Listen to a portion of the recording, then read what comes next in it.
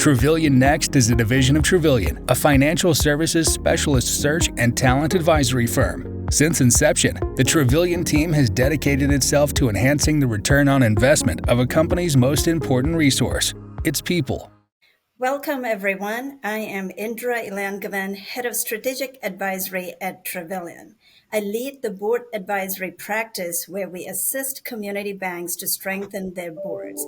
We empower bank boards with strategic talent, insights, governance resources, and valuable tools to meet the complexity and challenges of the ever-changing governance landscape. As part of our Bank Board Insight series, I'm thrilled to be joined today by James Stevens, partner and co-leader of Troutman Pepper's Financial Services Industry Group, to discuss board governance and board involvement. James, I will let you introduce yourself. Thank you, Indra. I appreciate you asking me to be with you today. As you said, I'm at Troutman, where we have a really robust financial services practice that serves really the full spectrum of legal needs that our clients have. And we represent them, all throughout their life cycle, from their de novo formation to regulatory issues, and then, ultimately in regard to changes in control and mergers and acquisitions. Welcome, James. Let's start by defining a board's role. James, could you give an overview of the board's role from your perspective? Sure, Indra. I think that I think that when I think about what boards do, I think about five key functions. So one is that boards establish a bank's purpose and their strategy. Second is they select and retain management and evaluate their performance. Third is they determine the bank's risk appetite and they oversee the bank's risk management framework designed with that risk appetite in mind. Then they also ensure that the bank complies with applicable law and that the bank is operating in a safe and sound manner. And lastly, and very importantly to our banks, is they serve as ambassadors to those banks and help the banks develop business. Thanks, James. I would just add to that we view boards as strategic assets of organizations, and we work closely with bank boards on value creation and robust engagement to become a valuable resource to management. A board should provide mentorship to management without meddling in the day-to-day operations. Alignment of board and management is critical, working cohesively with management to identify any blind spots in key decision-making process, adding value to strategic key initiatives, and providing the oversight are important. Boards today face many challenges and complexities. Challenges, to name a few, are leadership succession issues, need to embrace innovation to serve customers of today and tomorrow, better balancing risk and innovation with the regulatory environment that is dynamic. Regulatory landscape is constantly evolving and there is lack of clarity. Potential CRE issues. Banks do need to think about growth, scale, and efficiency to sustain. Let's move on to board involvement. James, how has the board oversight role evolved? Well, I think a big trend that we're seeing right now is that corporate governance and board oversight of risk, compliance, and internal controls has really seized the spotlight. The expectations for boards by regulators has never been higher. Bank boards, typically didn't used to get involved in the weeds on risk management and compliance management frameworks. But these days, when it comes to overseeing risk, compliance, internal controls, regulators, anytime that any of those issues are cited in a report of examination, they're always citing the lack of board oversight and its contribution to those failures. We also see it related to, credit risk, Bank Secrecy Act, and a number of other areas.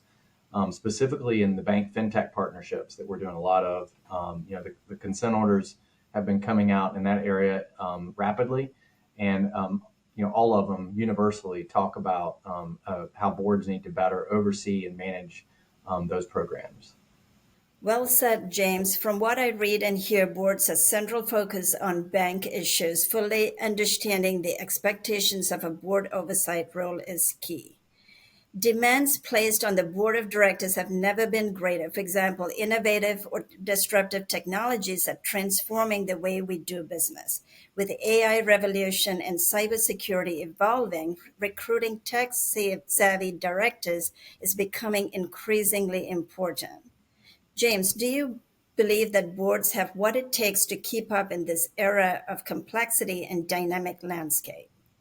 Well, they usually do, but I think that it's important that companies ensure their boards receive adequate training on the activities of the bank and the industry in general, and they enable them to properly oversee the risk management and other policies, procedures, and management of the bank. And that requires a lot of ongoing dialogue, preparing information for board members at and between board meetings, and allowing them time to consider the issues that are arising as a result of the bank's activities. What about you, Indra? How are you helping community banks in your practice? We collaborate with bank boards to enhance boardroom excellence. We believe that board building and development is an ongoing process. Conducting regular board assessments is essential as they provide valuable feedback and help improve performance at all levels board, committee, and individual director. Paying attention to actionable insights and analysis is important. As the role of the board evolves, so should its board talent strategy. Empowering the board with the expertise, knowledge, and skills necessary to address current, future risk and opportunities is crucial. Board talent and expertise strategy is crucial in areas like regulatory, cybersecurity, IT, and risk management. It should be front and center of board's agenda. We work closely with banks on strategic board talent recruitment in identifying top notch and high caliber talent for specific needs. I couldn't agree with you more, Indra. I think that boards really need to ensure they're well rounded and they have a diversity of experience of the board members, as well as a diversity of the demographics that are being served by the bank to enable the board to perform their functions in a way that's in the best interest for all of their shareholders. If you look at most of the consent actions that we're seeing these days, whether they're the recent ones focused on fintech partnerships, the liquidity-based ones that we saw last year during the bank failures that we saw, or otherwise, corporate governance failures are typically it goes back to whether the board received adequate training and whether they were actively engaging with the management of the banks. And in that environment, boards just have to step up their oversight role, and they need to ensure that they are looking at those policies and procedures, evaluating that management, and making the necessary changes in all of those areas as the activities of the bank and the risks associated with their activities change over time. Perfect. Thank you. We also work with banks on board composition and succession planning. Board composition and succession planning are critical aspects of board planning. Developing a skill set matrix that identifies both individual and collective skill sets of the board, as well as the skills necessary to advance the organization's strategy, is essential. This process results in the creation of a skills analysis tool. So we look at tenure, term limits, committee structure, and board refreshment protocols are addressed here. This analysis shapes a succession plan that identifies the critical competencies the board needs to drive both short term and long term success. It also provides a practical tool for continuous planning and board development. James, do you have any thoughts to add here? Well, I think you said it well. I mean, I would say that independence is also really key when it comes to boards. Management's job is to run the bank, and the board's job is in part to attract, maintain, and oversee that management. And to do that effectively, there needs to be, at least some number of the board members that are independent of management. Thank you. I would add that we do board education and workshops as well. Why training is crucial in today's environment. Boards need to up the game to face the challenges and complexities by keeping knowledge fresh. The rapid pace of change taking place from disruptive technologies Regulatory landscape is dynamic, so leaning on a historical perspective alone may not be enough to navigate this. By combining depth of experience and expertise with a deep understanding of the competitive environment, newest and latest tools, and macro trends, board members can more effectively contribute to long term strategy development and to their oversight role. James, let's move on to the boards and M&A topic. Boards and M&A, what are your observations on board effectiveness in presiding over M&A transactions and how board and management work cohesively with third-party experts like you? Sure. So when it comes to M&A, boards really have to focus on those core fiduciary duties, the duties of care and loyalty.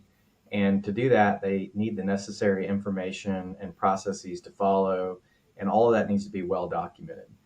Boards need to engage. I'm not saying this to be totally self-serving, but boards need to engage with qualified counsel, but they also need to engage with qualified financial advisors and ensure that M&A transactions are in the best interest of all shareholders. Appreciate your thoughts on boards and M&A, James. Let's move on to what makes an effective board. Well, I think it's there's a lot to it, and I think it's kind of complicated. And so I've created an acronym that I use to sum it up. And because we're talking about banks, the acronym is CREDIT. And what that stands for is first is confidentiality. Directors must hold in strict confidence all non-public information with respect to matters they're covering in the boardroom. Anything that happens in the boardroom needs to stay in the boardroom. R is the roles. I think that we've talked about it a bit, but I hear a lot of people say a board's role is noses in and thumbs out. They want to have their nose in everything, make sure they're establishing the strategy, the policies, approving the budget, selecting management, setting the risk appetite, ensuring compliance. But at the end of the day, it's the management that's hired to actually run the bank. And it's important for directors in order to protect themselves from a fiduciary duty standpoint, but also to enable the management to do those jobs that they actually get out of the way when it comes time to doing that and remain in their role as board members only. E is for evaluation. Boards have to regularly evaluate their membership, their committee structure, and their performance. Self-evaluation is required for most public companies, and it's a best practice really, but a lot of smaller banks, especially if they're not public, don't do that. And it's something that can be done easily on an annual basis. It can really lead to an improvement in the board's performance. Duties. We talked about the fiduciary duties of care and loyalty. And that really requires that board members devote a significant amount of time and attention necessary to enable them to do their job in the best interest of all shareholders. And obviously, from a duty of loyalty standpoint, to manage any conflicts of interest they may have. They must be informed. That's the I in credit. Directors have to stay informed about the bank.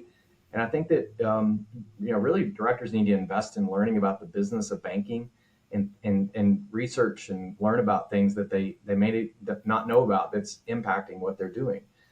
So that may mean that they study supervisory exam reports and communications, and that they also ensure they have a continuous board education process. And last but not least, we've talked a lot about talent, and the board really needs to be stacked with talent. We need people with diverse backgrounds, both of experience as well as demographics, and the expertise that are tailored to the bank's needs. And when they have that, when you find that group of people, you need to make sure that they're receiving the support and training they need to continue to stay sharp. Credit. Thanks for framing it with an acronym, James. That is an interesting acronym. Acronyms are the best. It helps with retention, excellent takeaway, and it will resonate well with boards. But I just wanted to go back to your point on board evaluation. So we do board assessment, and we believe that board building is a continuous process, and it always starts with board assessment because it gives you the insights, actionable insights, and practical analysis to evaluate and shape your board dynamics and talent. And I think it touches all areas of board dynamics. Do you have additional thoughts to add to that? It sounds like a very valuable approach. I think that, there's always a question when there's not a law or somebody telling you exactly what you have to do and how frequently. It's easy to not do those things. And for years, that was the norm when it came to bank boards. Those days are behind us. I think that we all, everybody that works in this area, feels strongly that having a board engage in a real, honest self-evaluation process, where they can identify their strengths, weaknesses, and needs, is a way to continue to improve upon the existing board members. But ultimately, that's what I see as the most consequential way to find who should be the new board members. What are we missing? Are we getting into fintech and we have no one that knows anything about technology? Are we getting into a new market and we have no one on our board that is associated with that market? Those are the kinds of things that you can surface during a strong evaluation process. And I think that, to the extent that you can help these boards do that, that is just an extraordinarily powerful potential tool for them. Appreciate the insights. I'd like to also dig in a little more on the I, the informed piece of the credit acronym. I think you indicated that directors should stay informed about the bank and, probably the regulatory matters. How would you advise board directors to stay up with the rapid changes in regulation and the dynamic landscape? I think that the best way for boards to do that is to have a scheduled training program that covers kind of the waterfront of what needs to go on. I mean, what is going on inside the bank. And so that's not only, covering, generally what's happening in the legal world that impacts banks, but also the things that are very specifically focused on what they're doing. So, for example, if a bank is deciding to get into banking as a service through a fintech partnership, for example, I think that, it would be helpful for that bank board to have training program, to have reading materials, to really understand, what are the new risks, what are the heightened risks associated with that kind of relationship. Understanding, what are the third-party management guidelines that are out there that from regulators, and what they need to do on that. And then you have to continuously keep that current. It's like, as lawyers, we have to do 12 hours a year of continuing legal education. And I think that, coming up with a similar recipe for continuing director education is one of the ways that boards can stay informed.